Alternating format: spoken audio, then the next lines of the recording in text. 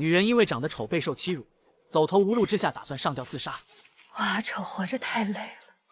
命悬一线时，听到树冠底下传来微弱的求救声，一只浑身是伤的白猫看了眼阿丑，艰难地朝他走来。你也是没人要的吗？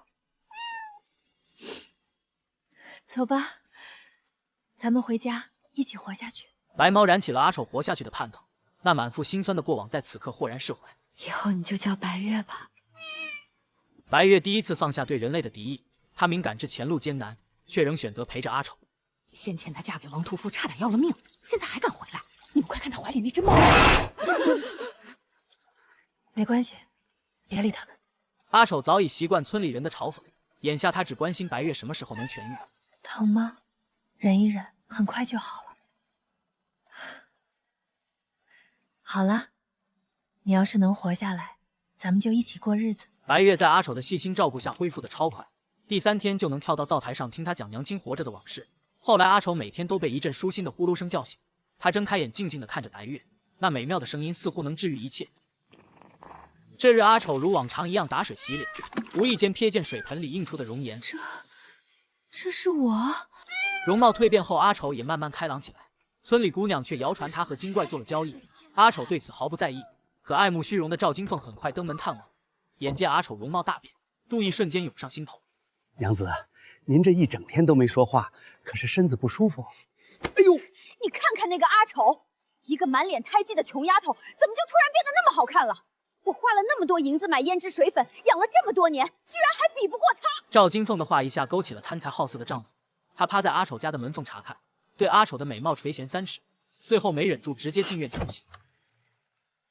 小娘子，竹子在家呢。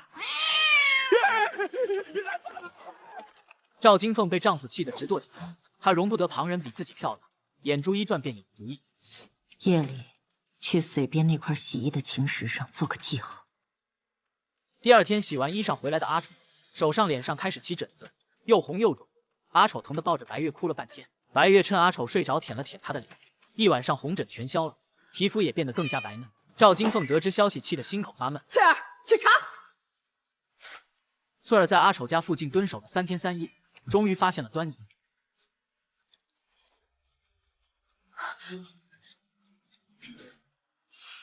一只猫能治病？赵金凤听完翠儿的叙述，眼睛瞬间亮了，脑海里浮现出一个大胆的赚钱念头。赵金凤为霸占灵猫牟利，在村里唯一的公用水井中投入花粉。第2天，青云村接连不断的有人起红疹，又痒又疼，还高烧。是山花毒，老夫无能为力。这是天谴啊！发大索命！地杀索命！哎呀，你们有没有发现，阿丑家里啥事儿都没有？他和他那只猫一点病都没有。那个是你，一定是个死东西，一定是你。村民们群情激愤，都认为是阿丑造成的。不是我干的！烧死他！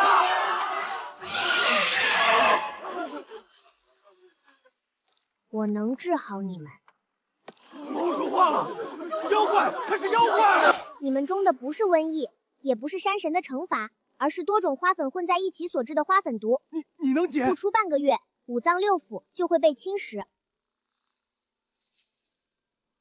哎呀，我感觉真的好了！猫，这是仙猫！太好了，他真的能解！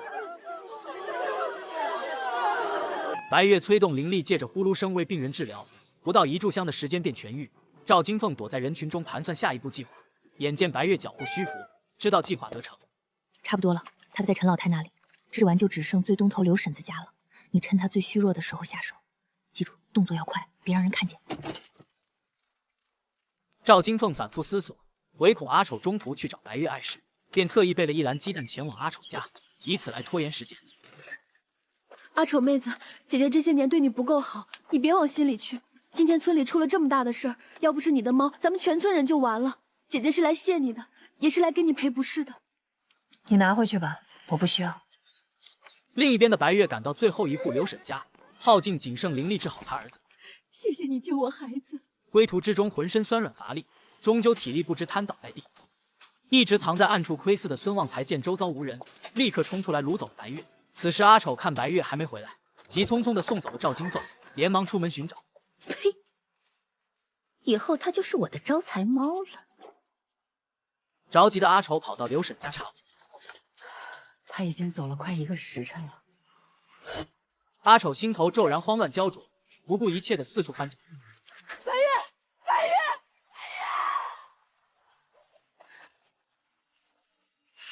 深夜，阿丑还在发了疯的继续找猫。会不会跑到赵金凤家里去了？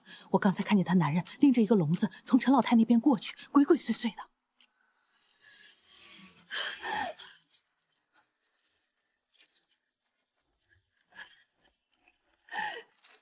哎呀，阿丑妹子，这么晚了，什么事儿啊？白猫，我的白猫是不是在你这里？白猫？什么白猫？我没见过啊。有人看到你男人拎着笼子。谁看见了？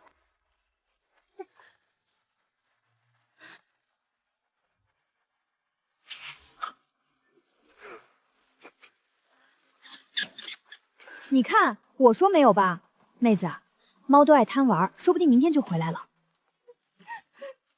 哼，我就知道你会来整。听话，跟着我天天吃鱼，比跟那个丑女人强100倍。不识好歹的东西！赵金凤失去了耐心，强行逼迫白猫服从。开不开口？要不卖了，富商准出高价。你懂什么？细水长流才是金山银山。清虚观的青云道长会画符念咒，请他准有法子。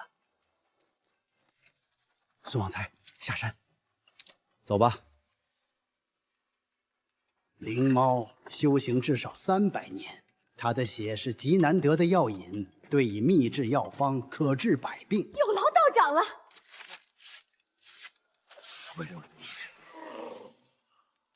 成了。每日取他3滴血，调成药丸售卖，切记不可多取。贫道不白帮忙，日后收入贫道要30%。道长放心，30%一分不少。道长慢走。很快有人慕名前来赵氏医馆购药，医馆每天日进数百两，赵金凤却依然不满足。1天3滴血，这可远远不够我发家致富。赵金凤短短几日便建了新宅，又不惜重金梳妆打。孙旺财则时常去妓院挥霍，赵氏医馆的名声传遍全城。倒是闻声暗访，发现赵金凤并非只取3滴血。好一个赵清凤，你等着！后来赵氏医馆日渐红火，每天财源滚滚，分给道长的却寥寥无几，3成1成都不到。哼，不出几日，你自会登门寻我。到那时，这一切都将尽数归我。另一边的阿丑日夜寻觅白月踪迹，听闻赵氏医馆的异动，便决定再次登门探查。赵娘子正忙着，没空见你。阿丑不肯走，一直在门外守到天黑。就在这时，看到了酒醉的孙旺财。你们把白月藏哪儿了？是不是关起来了？忘了那只猫吧，一起和我享受荣华富贵不好吗？阿丑满心伤痛，却始终没有放弃寻找白月，因为这是他唯一的求生念想。阿丑啊，一只猫而已，丢了就丢了，再养一只不就得了？那不是猫，那是我的孩子。就在阿丑走投无路时，忽然想起青云山顶的清虚观。三清祖师在上，戏女阿丑，求您保佑白月平平安安。她是我在这世上唯一的亲人了。阿丑虔诚祈祷，忽然后门传来脚步声。这位施主，贫道看你面色不好，可是遇到了什么难处，不妨说说，贫道或许能帮上忙。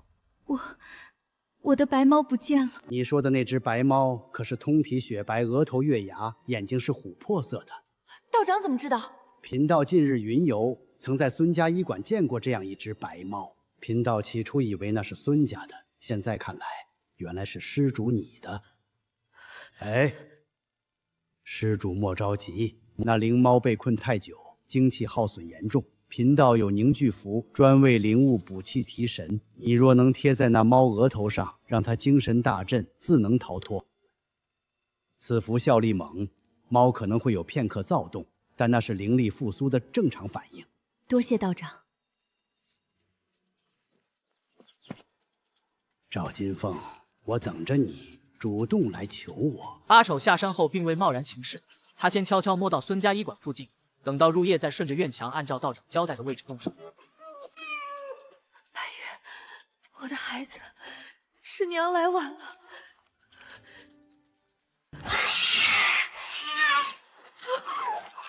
会这样？怎么会这样？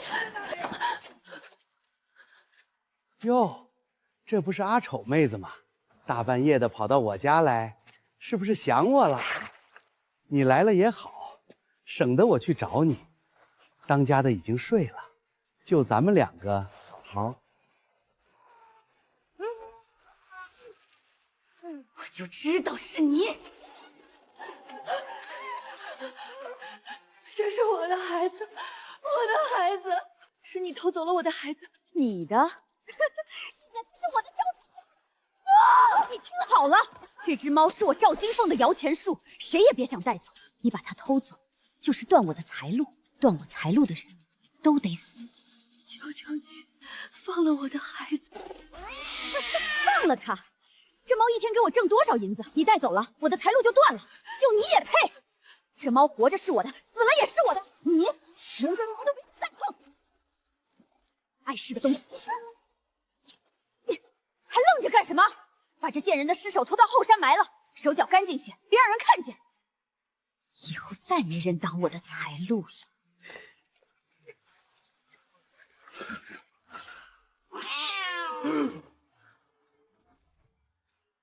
娘，儿子一定为你报仇。过了几日，孙大娘在河边洗衣服，忽然闻到一股腐臭味。大人，这是被利器刺穿喉咙致死。好说好说。是。查无实据，结案。这天下就没有钱办不成的事儿。是。官府收了赵金凤的银两，按他的吩咐仓促结案，还将尸首彻底处理。此尸染疫，即刻火化，不得有误。娘啊，你命苦啊，来世投个好人家。孙大娘将阿丑的骨灰撒到河里，可骨灰却入水不化，因阿丑的执念竟凝聚成一条红色鲤鱼。某日，一个老渔翁将它打捞上来，看其颇有灵性，便带回家喂养。白月，我的孩子。几日后，江南首富沈万山携独女沈明珠来赵氏医馆谈生意，孙旺财早早的站在门前迎候。沈明珠带着爱犬阿福四处闲逛，阿福忽然像是嗅到什么，阿福，快停下来！阿福，哪来的野狗？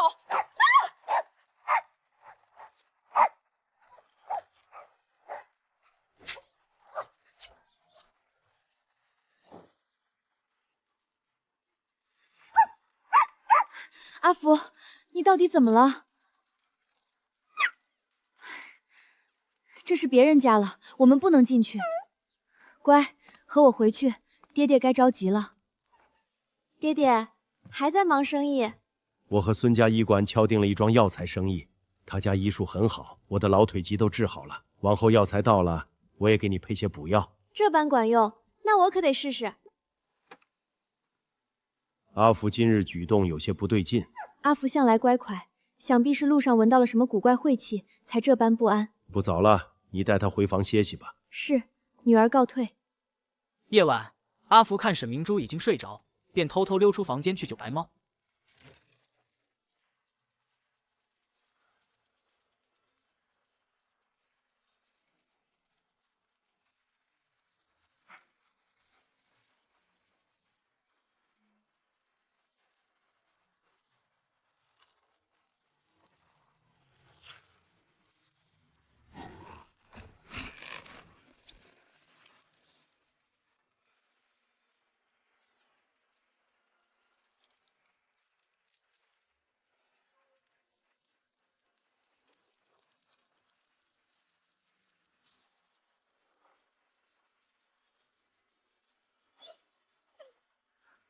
阿福，这是你救回来的。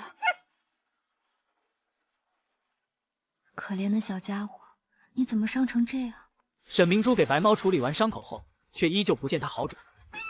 翠儿，快去请郎中！此猫能活到现在是个奇迹，这药只能稳住它生命，但想要彻底恢复，自幼丧母的沈明珠格外怜惜弱小，即便白猫难以治疗，她也不肯放弃，依旧悉心照料。你一定会好起来的。令沈明珠没想到的是，白猫恢复能力超快，身上伤口没多久便尽数愈合。以后你就叫小白吧。白猫被阿福救走后，赵金凤还在做梦。当家的，你快去地窖看看。大半夜的看什么看？猫不见了。你说什么？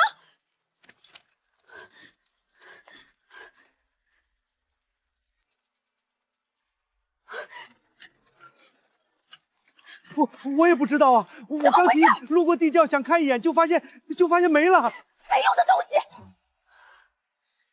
赵金凤定神一想，察觉大事不好，当即回房收拾东西。当家的，你这是干啥？收拾值钱的东西，天一亮就走。那只猫被人偷了，肯定有人盯上咱们了。你赶紧去一趟医广，把所有的商单全部退掉，就说咱们要出远门谈大生意，近期接不了活。全退了，契约都签好了，毁约得赔双倍银两啊！命重要还是银子重要？猫没了，咱们拿什么治病？万一偷猫的人报了官，杀阿捏的事儿还能藏得住吗？孙旺财离开后，赵金凤依然顾虑重重。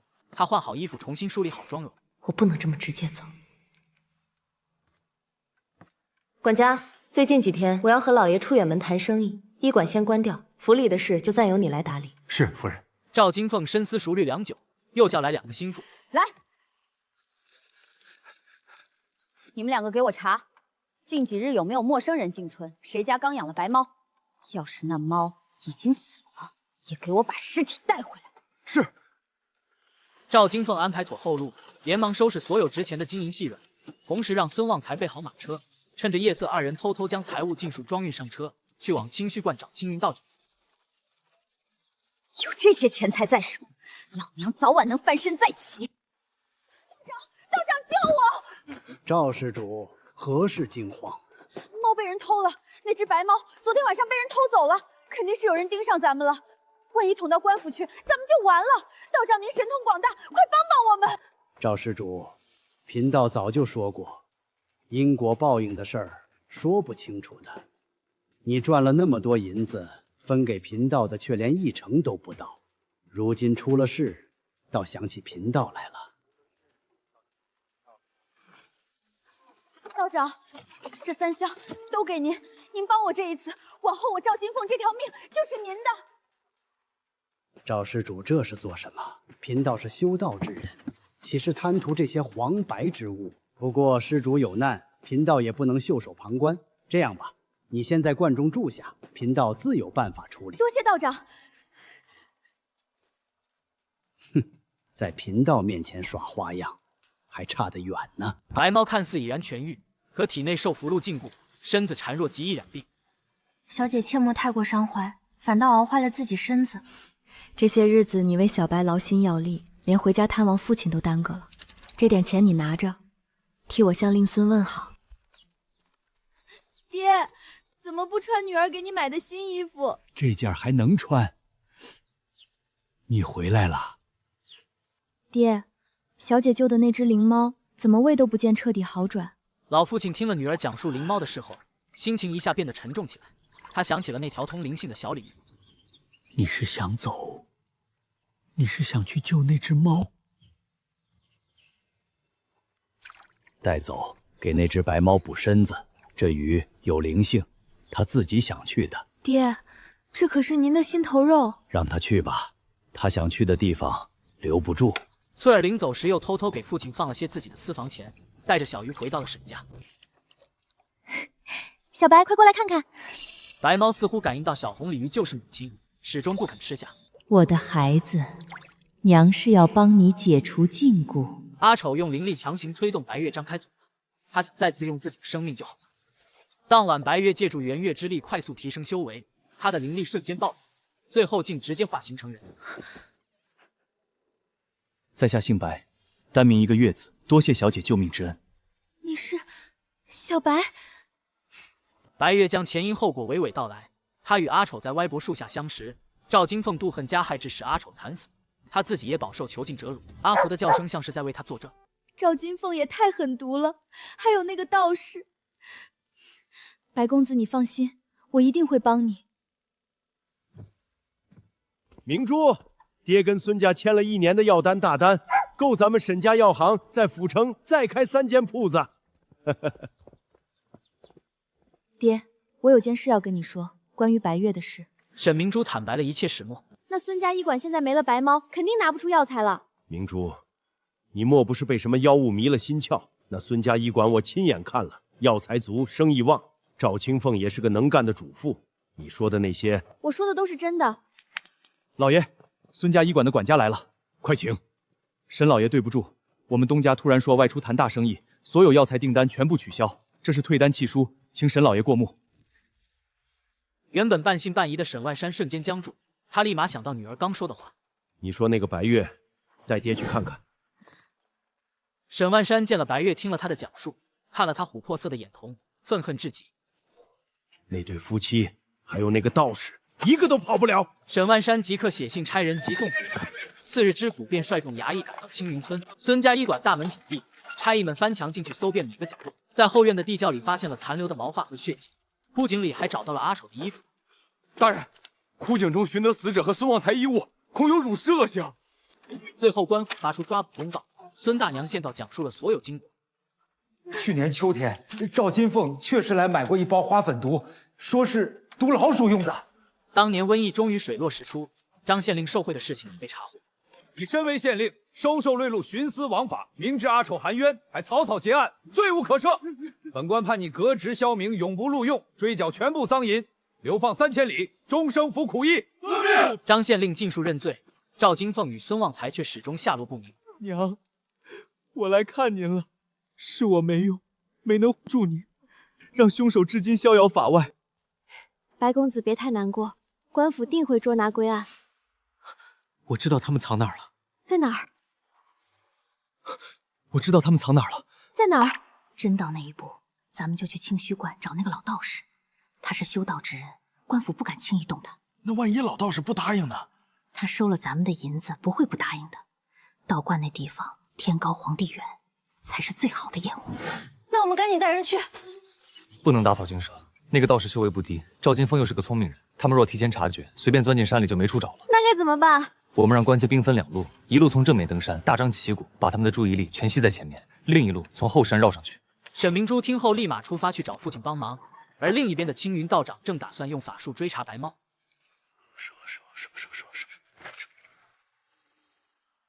奇怪，怎么一点踪迹都感应不到？难不成死了？道长并没有算到白猫已经化身，而着急的赵金凤一早便在门外等他的消息。道长，找到那只猫了吗？贫道昨夜施展了3次法术，那猫的踪迹全无感应。按理说，只要它还在方圆100里之内，贫道这寻踪符不可能找不到。赵施主，你那只猫是不是近些日子被取血取得太多了？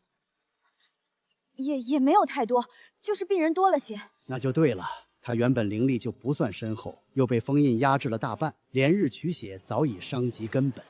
如今踪迹全无，依贫道看，多半是灵力耗尽，魂飞魄散了。死了，那只猫死了，那医馆以后怎么办？伤单全退了。赵施主莫慌，你那只灵猫虽没了，贫道这里倒是还有一物可用。这只金背蟾蜍，贫道养了20年，灵性不弱。待贫道用符水祭炼7日，便能取它的邪液入药。这7日里，你和孙施主且先在观中住下，待蟾蜍祭炼完毕，你们再下山重开医馆便是。好，那就听道长的。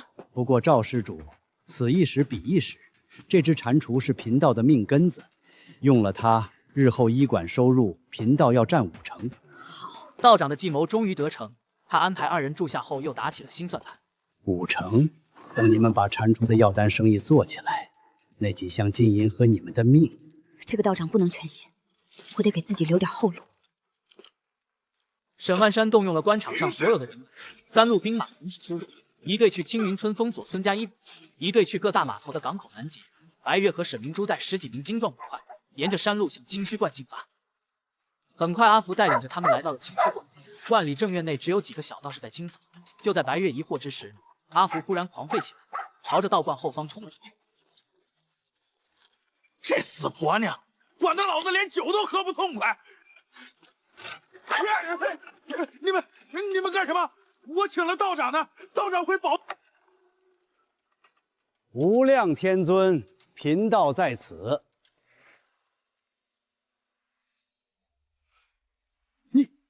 你是那只猫？正是。你竟然没死！竟然是你！你明明只有300年道行，怎么可能化成人形？还有我母亲的35年！还想用符咒害我？没用了。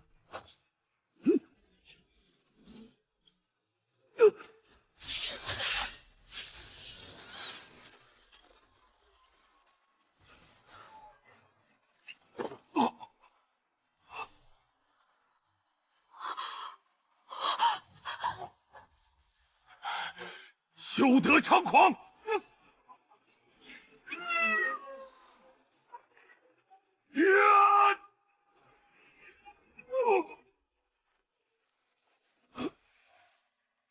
你们不能抓我，我是修道之人，我受了赵金凤的胁迫。这个人勾结赵金凤、孙旺曹，害人性命，敛财无数，大人可以拿人了。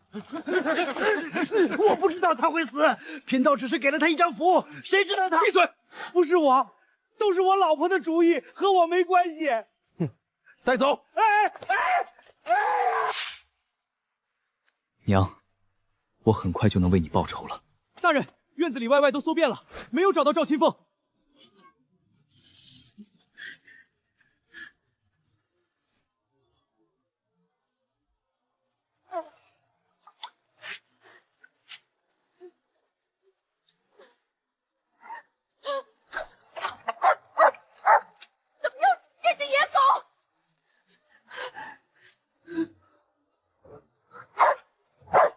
你跑不掉！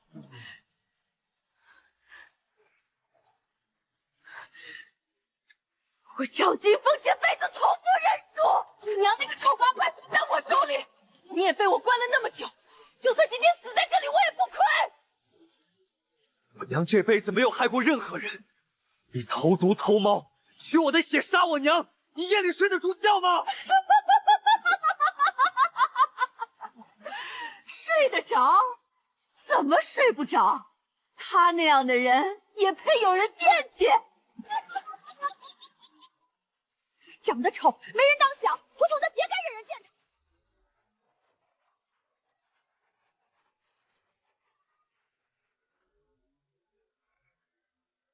大人，犯人在这里。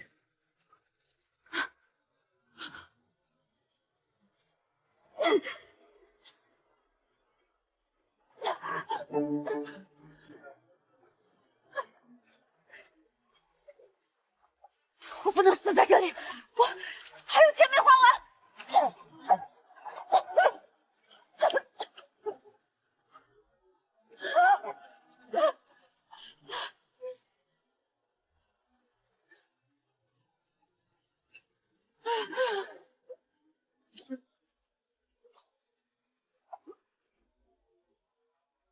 这么急的江水，怕是凶多吉少了。活要见人，死要见尸。官差们沿江打捞了整整1天，雨在午后渐渐停了。沈明珠带着阿福沿着下游寻找，在一处回水湾里发现了赵金凤。雨过天晴，天空出现了彩虹，差役将赵金凤抬上岸，她至死都没松开银子。视财如命，因果报应。